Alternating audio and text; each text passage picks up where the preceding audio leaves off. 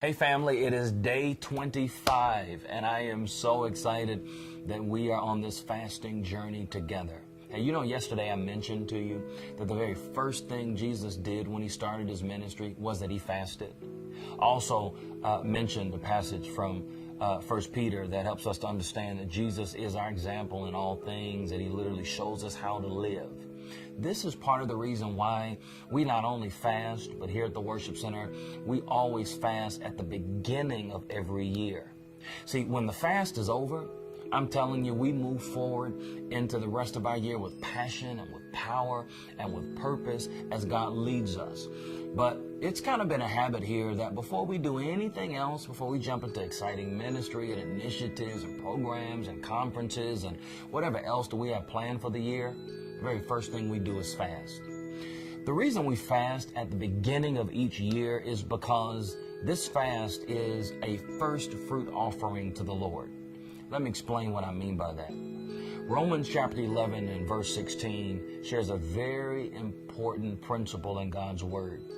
It says, if the part of the dough offered as first fruit is holy, then the whole batch is holy. It goes on to say that if the root is holy, so are the branches.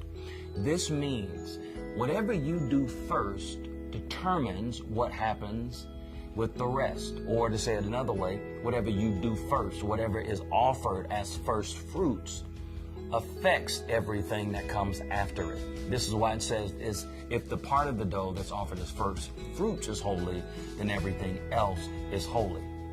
Jesus understood this principle. This is why before he did anything else, before he healed, before he did any miracles, before he did any kind of ministry, the first thing he did was fast. Jesus understood the power and the principle of first fruits. He knew that if he started his ministry off right with a fast, everything else would be right and everything else would be set in order. And so we fast at the beginning of the year, not just for 40 days or not just for 21 days, but we do it because we want our entire year, the rest of the year, to be blessed and favored. And so I wanted to share that with you because you must understand that what you're doing as you fast and pray in this season, it matters. It matters in tremendous ways. It matters to such a degree that it will affect the rest of your year and perhaps even years down the road. As you're fasting, you're sowing seeds that will produce a tremendous harvest in days, months, and years to come. And so make sure that you view your time of fasting as a short-term investment that will yield a long-term payoff. And so stay faithful in this fast and watch. Just watch. Watch what God is going to do in the weeks and months to come. And hey, don't forget, I pray that as you're fasting, you're asking God about your level of involvement in our Kingdom Builder initiative. There's so many people that are hurting. There's so many people that need the hope of Jesus Christ.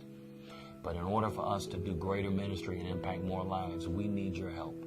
I pray that you would decide to be a kingdom builder. God bless you.